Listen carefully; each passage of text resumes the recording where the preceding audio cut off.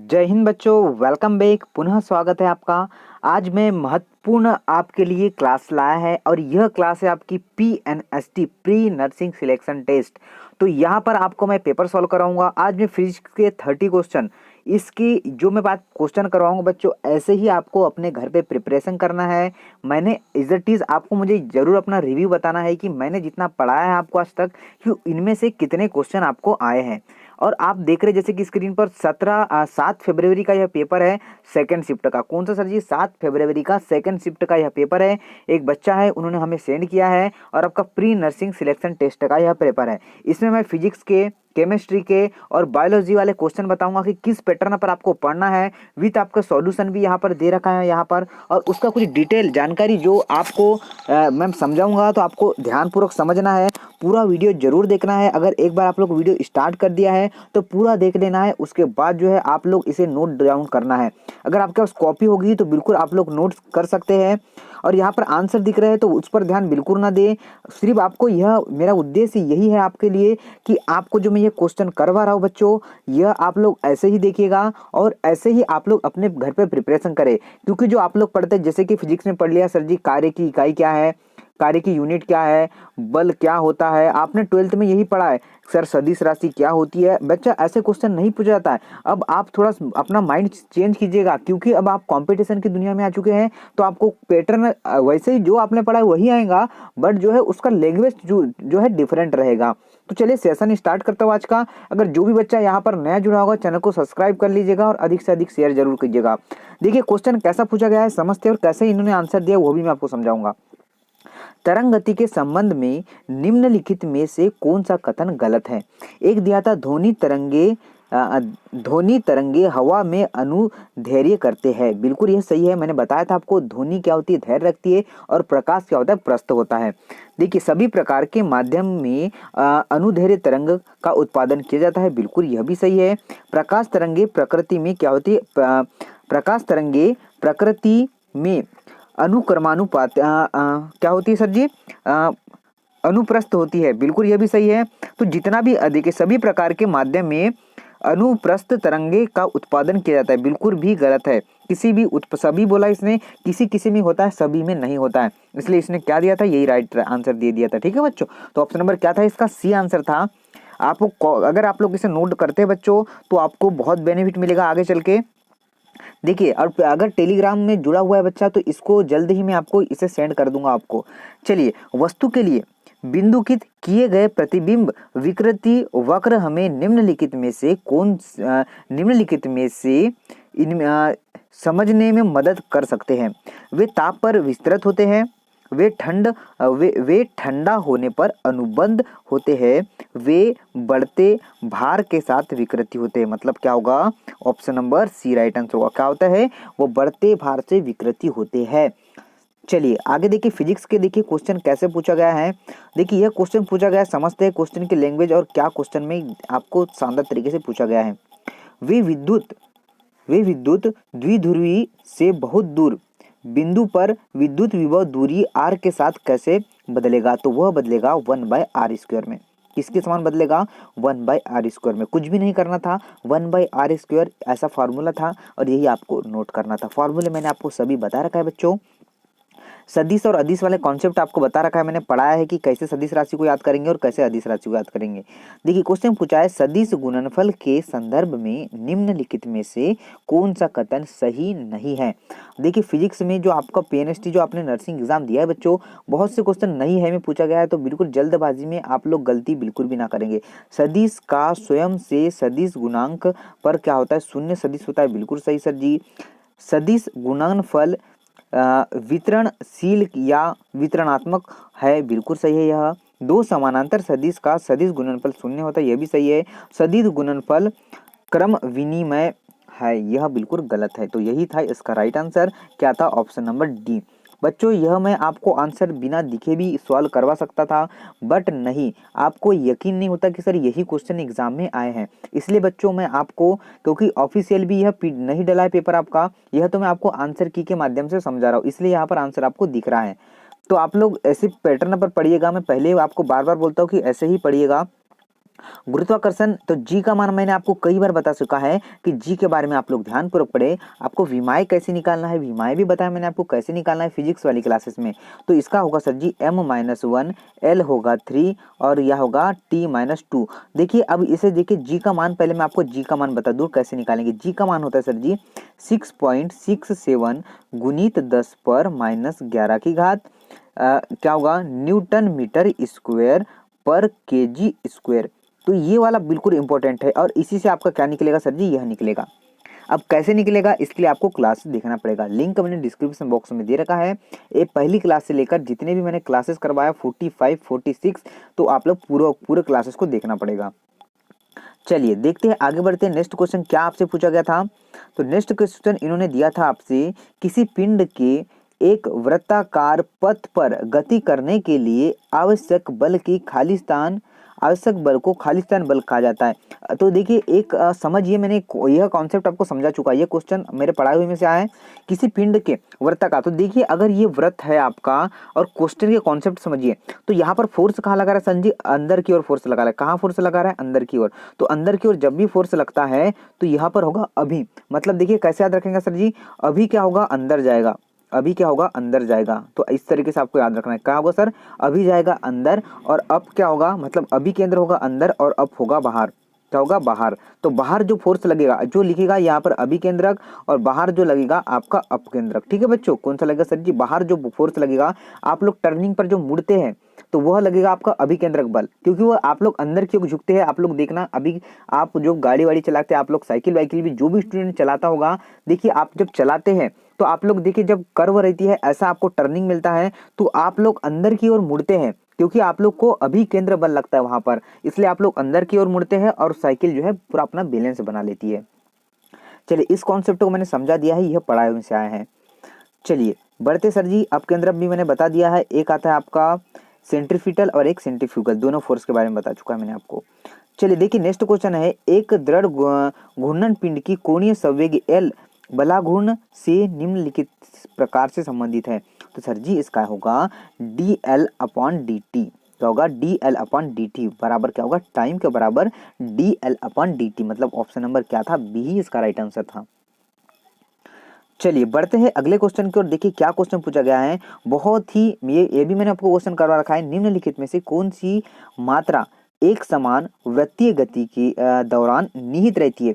तो सर जी देखिए वेग बिल्कुल भी निहित नहीं होता, दिशा भी बिल्कुल निहित नहीं होती, त्वरण भी निहित नहीं होता। अब ये तीनों और चारों जो मैं आपको दिया है, चाल क्या होती है, निहित रहती है। क्या होगा और क्या पूछा गया सर जी, एक वृत्तीय गति में, ना कि आपका सीधी स्ट्रेट लाइन में, क्या होगा वृत्तीय गति। अब ये हम समझेंगे कैसे, तो देखिए आपको समझना कैसे था, आपने देखा होगा मौत का कुआं, बिल्कुल अगर मेले में जाते होंगे या कहीं पे भी आपने देखा होगा सर्कसों में मौत का कुआं होता है, बिल्कुल सर जी। तो आपने कभी अभी भी आपने गौर नहीं किया होगा, तो कभी भी अब देखना हो आपको तो गौर कीजिएगा, वहां उनके जो वो बाइक चलाते, जो स्टंट बाज है जो बाइक चलाते हैं, तो उनका देखिए जो एक्सीलेटर है वो बंधा हुआ रहता है, एक्सीलेटर बंधा हुआ रहता है और वह एक्सीलेटर है उतना ही एक्सीलेटर रहता है, वह जब हाथ छोड़ते हैं तो उतना ही एक्सीलेटर रहता है कि वहां पर वो उससे कम भी ना हो और उससे ज्यादा भी ना हो। इसलिए क्या होता है, उसकी चाल नियत रहती है और वह कभी गिर नहीं पाते हैं। तो इसका आप लोग ध्यान रखेगा, और वहां पर लगता है अभिकेंद्रक बल। ठीक है बच्चों, अंदर की ओर बल लगता है आपका। चलिए वेग क्या है सर जी, तो वेग होता है आपका विस्थापन में परिवर्तन की दर वेग होता है, दिशा डायरेक्शन तो आपको पता है, त्वरण क्या है, वेग परिवर्तन की दर को त्वरण कहते हैं। क्या होता है सर जी, इसका मीटर पर सेकंड होता है, स्क्वायर होता है, और मैंने जी का मान भी आपको बता रखा है 9.8 होता है। ये सब कुछ बच्चा मैंने फिजिक्स वाली क्लास में आपको करवा रखा है। चलिए और चाल बराबर क्या होता है सर जी, चाल बराबर दूरी बटे समय होता है, क्या होता है, डी अपॉन टी होता है। चलिए बढ़ते हैं अब अगले क्वेश्चन की ओर। देखिए अगला क्वेश्चन क्या पूछा गया है, समझते हैं इसको।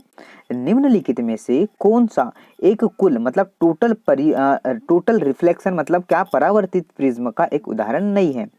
मार्ग में विचलित उत्पन्न किए बिना एक उल्टी छवि को सीधे रखना, बिल्कुल सही है। नहीं वाले क्वेश्चन बहुत ही शानदार तरीके से इसने पूछा है। देखिए आप अभी तक 4 से 5 क्वेश्चन जो मैंने अभी यहाँ आपको करवाए हैं, यहाँ पर 3 से 4 क्वेश्चन तो नहीं में से पूछा है, मतलब आपको छाटने में से पूछा है।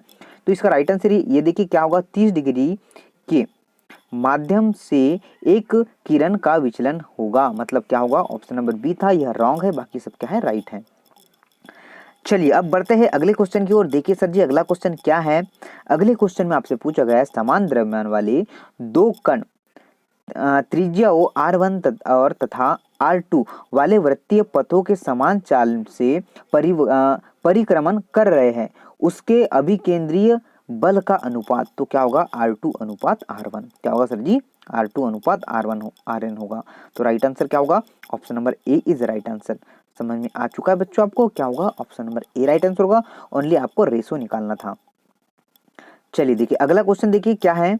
अगला क्वेश्चन आपसे पूछा गया है गुरुत्वाकर्षण के सार्वत्रिक नियम के अनुसार दो निकायों के बीच का बल होता है उनके द्रव्यमान। देखिए सीधा सीधा आपको इसने परिभाषा पूछा है। अगर किसी भी स्टूडेंट को जी की परिभाषा नहीं है पता तो क्लास देखना पड़ेगा बच्चों, क्योंकि मैंने जी के बारे में पूरा बताया कि जी का मान कितना होता है पृथ्वी पर जी का, और आपको ध्रुवों पर अधिक होता है। ये सब कुछ मैंने आपको करवा रखा है, पूरी फिजिक्स मैंने कंप्लीट करवा दिया बच्चों आपकी। आप लोग देख लीजिएगा, उसके द्रव्यमान के गुणनफल के सीधे क्या होता है, अनुक्रमानुपाती होता है। मतलब ऑप्शन नंबर ए बिल्कुल भी इन्होंने राइट आंसर दिया था। चलिए आगे देखते हैं, नेक्स्ट क्वेश्चन देखते हैं। नेक्स्ट क्वेश्चन क्या है, चलिए देखते हैं आगे। देखिए जब किसी चुंबकीय क्षेत्र B में स्थानांतरित होने पर लंबाई L वाले एक सीधे संवाहक मतलब कंडक्टर में उत्पत्तित विद्युत वाहक बल खालिस्तान द्वारा दिया जाता है, तो यह जाता है B/V। यही था इसका राइट आंसर, और ऑप्शन नंबर क्या होगा, डी होगा। अगर बच्चों किसी क्वेश्चन में आपको डाउट आता है तो मुझे कमेंट सेक्शन के माध्यम से जरूर से कमेंट्स करें, ताकि आपके जितने भी डाउट हो मैं क्लियर करवा सकूं। देखिए किसी व्यक्ति के आकस्मिक दृष्टिकोण के कारण एक प्रयोग के परिणाम में उत्पन्न होने वाले त्रुटियों को खालिस्तान त्रुटि कहा जाता है। तो क्या कहते हैं सर जी, सकल त्रुटि कहते हैं। किसी क्या कहते हैं सर जी, सकल त्रुटि कहते हैं। ये अभी मैं आपको करवाने वाला हूँ, करवा नहीं दिया मैंने। चलिए बढ़ते हैं सर जी आगे, नेक्स्ट क्वेश्चन देखते हैं कैसा नेक्स्ट क्वेश्चन पूछा गया है। चलिए देखिए नेक्स्ट क्वेश्चन है, सेल के अंदर एक बिंदु पर एक समान रूप से आवेशित पतली गोलाकार खोल के कारण विद्युत क्षेत्र होता है आपका शून्य। कितना होगा सर जी, शून्य होता है।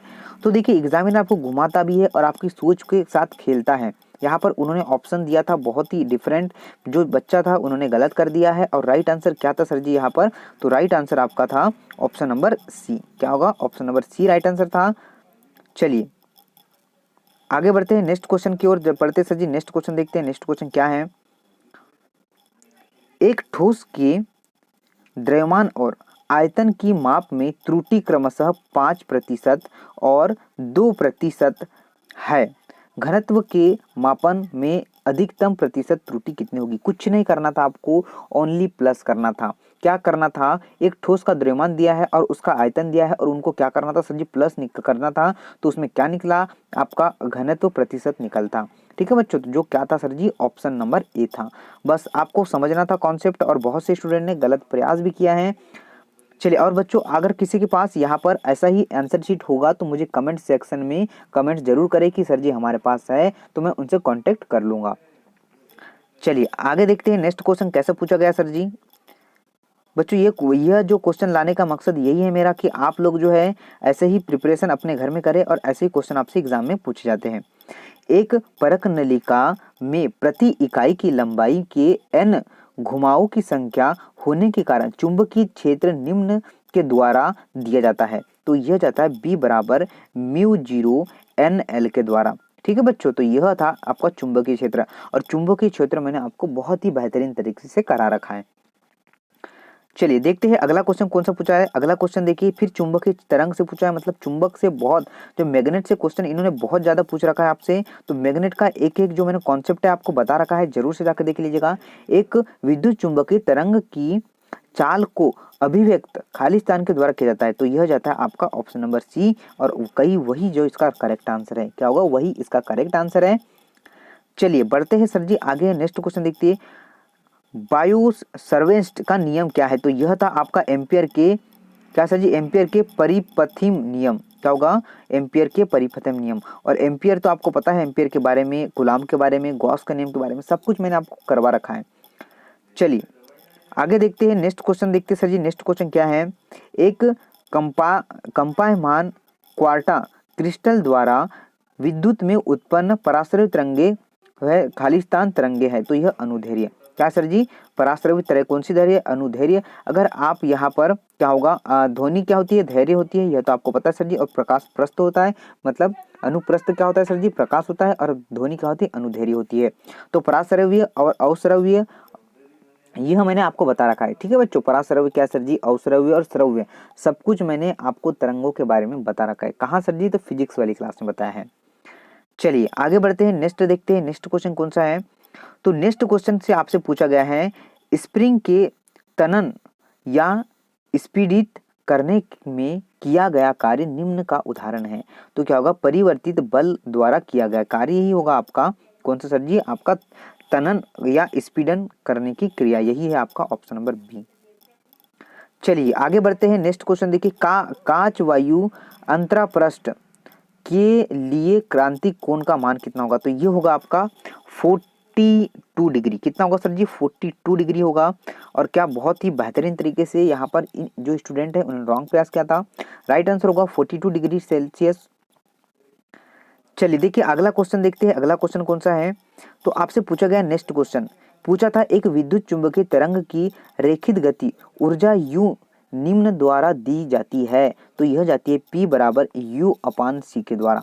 देखिए आपका तरंग से, मैग्नेट से, इनसे ज़्यादा क्वेश्चन पूछे गए, तो बच्चा आप लोग स्ट्रॉन्ग कर लीजिएगा। मैंने आपको करवा रखा है और भी मैं आपको करवाऊंगा, बिल्कुल भी परेशान मत होइए। जिन स्टूडेंट नहीं देखा है तो मैं अब आपको इसलिए यही देखिए आपसे इसमें सीख क्या मिलती है बच्चों की, आप लोग इसी पैटर्न पर आपको पढ़ना है।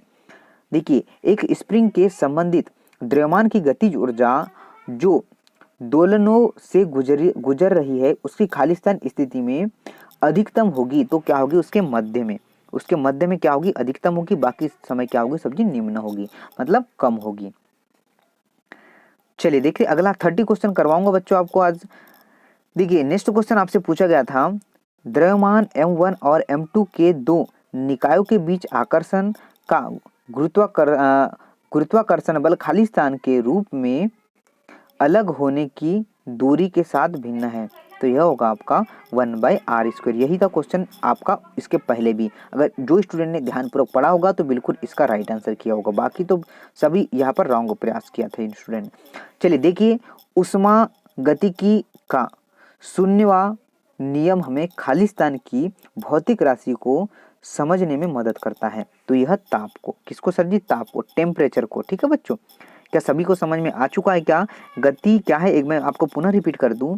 उष्मा गतिकी का शून्य नियम हमें ताप की भौतिक राशि को समझने में मदद करता है। बिल्कुल सर जी, ऑप्शन नंबर सी ही इसका राइट आंसर था। एनर्जी क्या है, एनर्जी के बारे में आपको मैंने कल ही, मैंने डेली में आपको बताता हूँ बच्चों की क्या है, कैसे आ सकते हैं क्वेश्चन। चलिए देखिए इसे सॉल्व करवाना है, मैंने कितनी बार ऐसे क्वेश्चन आपको सॉल्व किया है। अगर यहाँ पर आप लोग हमसे डेली पढ़ रहा है बच्चा तो ऐसे क्वेश्चन बिल्कुल भी गलत ना करेंगे। प्रतिरोध क्या दिया है यहाँ पर, 4 ओम। दो प्रतिरोध दिया है इन्होंने, एक है 4 ओम का, एक है 6 ओम का। कौन से क्रम में लगाएंगे हम इसे, समानांतर क्रम में। तो मैंने आपको पहले ही बता रखा है, समानांतर क्रम में लगाते हैं तो आपको पान में लिखना पड़ता है R1 + R2 ऐसा लिखेंगे हम लोग। उसके बाद क्या लिखेंगे, तो इसके बाद हमें सॉल्व करना है 1/4 + 1/6। तो कैसे सॉल्व करेंगे सर जी, तो इसको देखिए मैं यहाँ सॉल्व करवाता हूँ। एलसीएम लूंगा मैं, कितना आएगा सर जी, 12 आएगा। क्योंकि आप लोग को यहाँ पर एलसीएम लेंगे तो कैसे एलसीएम लेते हैं सर जी, तो 4 और 6 का एलसीएम लूंगा। तो देखिए इसमें ऐसा भाग देते, ठीक है बच्चों, यहाँ 3 बार जाएगा, यहाँ 2 बार जाएगा, 3 दूनी 6, 6 दूनी 12, तो ऐसे आएगा 12। अब मैं क्या करूंगा, 4 का भाग दूंगा, 12 में 4 का भाग दूंगा तो कितना आएगा सर जी, 3 बार जाएगा। उसके बाद जाएगा 6, 6 दूनी 12, मतलब क्या आएगा 5/12। तो 5/12 आएगा तो ये क्या हो जाता है, विपरीत हो जाता है। मतलब यहाँ पर अपने को आर का मान निकालना रहता है। तो क्या होगा, यहाँ पर आर का निकालूंगा तो ये हो जाएगा, विपरीत हो जाएंगे। मतलब 12 के अपान में क्या आएगा, 5 आएगा। अब सिंपली इसको आप लोग भाग देंगे, क्या देंगे, भाग देंगे। तो 5 दूनी 10 होता है सर जी। उसके बाद बचा कितना, 2। उसके बाद लगाऊंगा यहाँ पर क्या, 0 भागने जाता, तो उसके बाद सॉरी बच्चों 0 नहीं लगाऊंगा यहाँ पर, क्या लगाऊंगा यहाँ पर, पॉइंट लगाऊंगा। और कितना यहाँ पर बचा 2, तो 2 5 चौ 20। तो क्या होगा, इसका आंसर होगा ऑप्शन नंबर बी। ऐसे आया है यह क्या आंसर, 2.4 ओम आ चुका होगा। सभी विद्यार्थियों को समझ में आ चुका होगा बच्चों। मैंने इजीली जो है क्लासेस में आपको बताया है कि क्लासेस में भी कैसे सॉल्व करते हैं, और यहाँ पर भी इसको ऐसे सॉल्व। अगर यहाँ पर क्या आता, समानांतर में नहीं आता और श्रेणी में आता क्या आता यहाँ पर पैरेलल में नहीं आता आपका, किस में आता आपका, जो कि यहाँ पर आपको पैरेलल में पूछा था, अगर वहां पर सीरीज में आता आपको तो कैसे सॉल्व करते हैं, तो कुछ भी नहीं, यहाँ पर 10 ओम आता है, सिर्फ आपको जोड़ना था, कितना सर जी 10 ओम आता आंसर। चलिए आगे बढ़ते हैं नेक्स्ट क्वेश्चन की ओर, देखते हैं नेक्स्ट क्वेश्चन क्या पूछा था। विद्युत शक्ति को इस प्रकार भी परिभाषित करते हैं, प्रति इकाई समय पर ऊर्जा का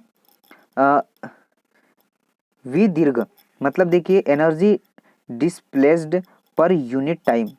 तो आपका सही आंसर था ऑप्शन नंबर सी। देखिए यूनिट आपको जो परिभाषा दिया है, परिभाषा में भी ऐसा आपको कंफ्यूज कर दिया इसने, और आपने को बिल्कुल भी कंफ्यूज नहीं होना क्योंकि आपने पढ़ रखा है हमसे। देखिए चुंबकीय तीव्रता से क्या संबंध है इसमें, तो कुछ भी संबंध इसमें ज़्यादा बड़ा नहीं है, m बराबर एक्स एच वाला संबंध है। क्या है सर जी, यहाँ पर देखिए चुंबकीय तीव्रता और चुंबक तत्व और चुंबकीय जो है आपका तीव्रता में संबंध था, बिल्कुल भी इजीली क्वेश्चन था। देखिए अगला क्वेश्चन था, अगला क्वेश्चन आपसे पूछा गया था, क्या क्वेश्चन था सर, जब किसी गतिमान पिंड का द्रव्यमान और वेग दुगुना हो जाता है तो उसकी गतिज ऊर्जा प्रारंभिक ऊर्जा का खालिस्तान गुना होती है, तो कितना होती है सर जी। अगर वेग क्या किसी देखिए एक बार पुनः रिपीट कर दूं, पहले आपको धीरे से स्लो पढ़ते हैं हम लोग। जब किसी गतिमान पिंड का द्रव्यमान और वेग दुगुना कर दिया जाता है तो गतिज ऊर्जा प्रारंभिक ऊर्जा का कितना गुना होती है। बच्चा ये 100% यह क्वेश्चन मैंने आपको करवा रखा है 100%। अगर आपने रियल में हमसे पढ़ रखा है तो फिजिक्स वाली क्लास में एज अ टीज क्वेश्चन मैंने करवा रखा है। अगर आपको नहीं पता तो मैंने जो फिजिक्स की जो आपको गतिज ऊर्जा वाली क्लास बताया था बच्चों, मैंने आपको 5 से 6 क्लास करवाए हैं एज अ टीज क्वेश्चन, बिल्कुल भी चेंजेस नहीं है, यही क्वेश्चन आपसे पूछा गया है और इसे सॉल्व करना मैंने वहां पर आपको बता दिया है। तो इसका राइट आंसर होगा 8। क्या होगा, 8 इज राइट आंसर। बहुत ही शानदार क्वेश्चन पूछा था बच्चा, मैं आपको स्क्रीनशॉट रखूंगा इसका। और किसी बच्चों को देखिए अगर हमसे पढ़ लिया आपने, मतलब सिलेक्शन बिल्कुल भी श्योर, बिल्कुल टेंशन ना लीजिएगा आप। तो एज ए टीज देखिए 29 वाला क्वेश्चन एज ए टीज पूछा है बच्चों। चलिए आगे बढ़ते हैं। देखिए मैं नेक्स्ट क्वेश्चन समझाता हूँ आपको 30 नंबर का, जो आज का अंतिम लास्ट क्वेश्चन है फिजिक्स का। इसके बाद में केमिस्ट्री आपको कल करवाऊंगा।